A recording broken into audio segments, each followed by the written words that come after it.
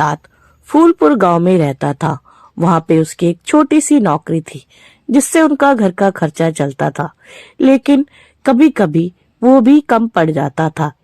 अरे सुनिए, सिर्फ 2 दिन का राशन बचा है। हमारी गुड़िया भी 2 दिन से स्कूल नहीं जा रही है। स्कूल से फीस मांगते हैं, घर में एक फुटी कौड़ी नहीं है।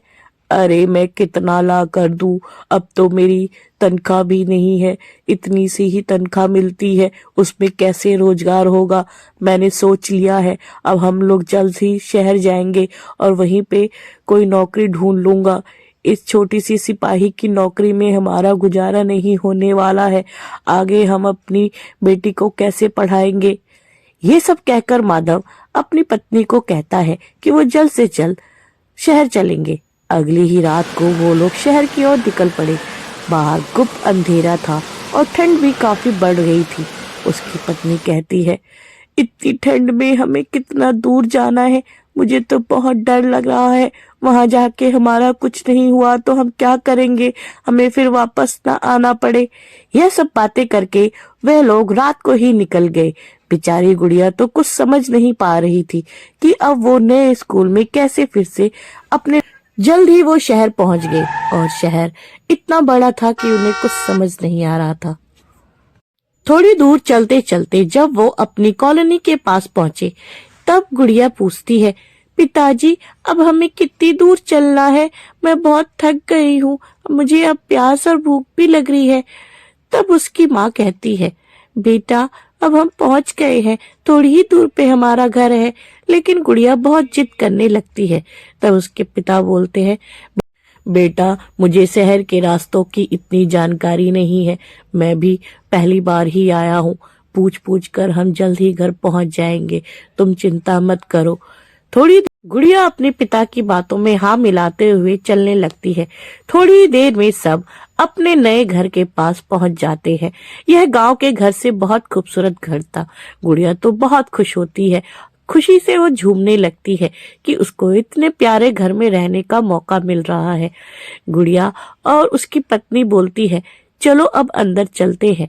माधव कहता है, अरे जल्दी चलो, मुझे भी बहुत भूख और प्यास लग रही है। तीनों अपने नए घर में आ जाते हैं, लेकिन नए घर में उनके पास कुछ भी ज्यादा सामान नहीं था। वे जल्दी से थोड़ी सी खिचड़ी और चाय बनाते हैं और उसे खाते हैं। तब गुड़िया कहती है, माँ मेरे शहर में नए स्कूल में कब नाम लिखेगा, मैं कब से स्कूल जाऊंगी, अब तो मैं 5वीं कक्षा में हूँ। तब माधव कहता है, बेटा तुम चिंता मत करो, मैं तुम्हारा जल्द से जल्द नाम लिखवा दूंगा। अब मैं शहर आया हूँ, अब हमें पैसों की कमी नहीं होगी। मैं जल्द ही अपने डिपार्टमेंट में बात करता हूँ और अपनी सही जगह पोस्टिंग करवाता हूँ। ये सब माधव की पत्नी सुनकर कहती है, लेकिन आपकी बात मानेंगे। कुछ ही दिनों में माधव एक अच्छी पोस्ट पर पहुंच जाता है। उसका एक खूबसूरत सा घर बन जाता है। उसकी पत्नी किचन में खड़े होकर खाना बना रही होती है। वो भी अब अच्छे कपड़े पहनती है।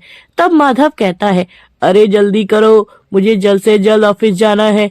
अरे कर तो रही हूँ, कितनी जल्दी करूँ, जब से तो खाना ही बना रही हूँ। यह बातें करते हुए वो अब पहले से काफी खुश थे। शाम में गुड़िया अपने पिता से बोलती है, पापा अब हम कितने अच्छे घर में रहते हैं, मुझे यहाँ बहुत अच्छा लगता है। और वो बहुत खुश होती है, अपने पापा से घूमने के लिए जिद करती है। उधर माधव की पत्नी कहती है, आपने मुझे आज तक नहीं बताया कि इतने पैसे कहाँ से आए। लेकिन माधव उसे कुछ नहीं कहता है, क्योंकि वो डिपार्टमेंट में चोरी करता था। रात को माधव अपनी पत्नी से कहता है, अरे सुबह में मुझे बैंक जाना है, कुछ कैश रखा है वो रखना है और कुछ कैश लेके आना है। तब माधव की पत्नी कहती है, आप मुझे बताते क्यों नहीं, आपके पास इतने पैसे कहाँ से आए, कहीं आप कोई गलत काम तो नहीं करते ना। तब माधव कहता है, मेरा दिमाग मत खा और जितना बोला है उतना कर, मुझे सुबह बैंक जाना है, सुबह जल्दी उठा देना। माधव सुबह सुबह बैंक के पास पहुंचता है और कहता है, मुझे जल्द से जल्द अपने पैसे निकालने हैं, कहीं किसी को पता न चल जाए। जैसे ही वो बैंक में जाता है तो देखता है पूरा बैंक खाली है। वो बहुत आश्चर्यचकित हो जाता है। वो बोलता है, अरे ये सारे लोग कहाँ गए, कल तो यहाँ इतनी भीड़ थी, अरे मेरे पैसे, मैं अपने पैसे कैसे निकालूंगा। तभी वहां से एक आदमी गुजर रहा होता है। वह उससे कहता है, सर मैं आपकी क्या मदद कर सकता हूँ। तब माधव बोलता है, मुझे अपने पैसे चाहिए थे, यहाँ तो कोई नहीं दिख रहा। सर मैं इस बिल्डिंग का मालिक हूँ, ये बैंक वाले फ्रॉड थे, सारा पैसा लेके भाग गए, यहाँ पे अब किसी का पैसा नहीं मिलेगा। ये सब सुनकर माधव को तो चक्कर आने लगते हैं। वो सोचता है कि अब मैं क्या करूं। वो आदमी बैंक के घोटाले के बारे में बताता जाता है। माधव रात को अपने घर आता है और सारी बात अपनी पत्नी को बताता है। अरे हम तो लुट गए, बर्बाद हो गए, हमारा सारा पैसा बैंक वाले लूट कर चले गए, वो बैंक नहीं फ्रॉड था। उसकी पत्नी तो जैसे दंग हो जाती है और कहती है, अब क्या करेंगे, हमें वापस गांव जाना चाहिए, पहले ही ठीक था, कम पैसों में हम ज्यादा खुश थे।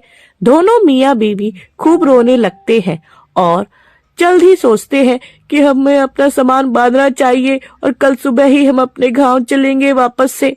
सुबह होते ही वह अपने गांव की तरफ निकल पड़ते हैं। थोड़ी ही देर में माधव अपने गांव पहुंच जाता है और फिर से अपने पुरानी नौकरी को ज्वाइन कर लेता है। माधव कहता है, हमारे पास कम पैसे थे लेकिन हम यही खुश थे और मैं यही मेहनत करूंगा और यही अच्छी जिंदगी सुधारूंगा। उसकी पत्नी कहती है, ज्यादा लालच में हमेशा यही होता है, हम सोचते हैं कि हम धोखा दे रहे हैं लेकिन धोखा तो वापस हमारे पास ही आ जाता है।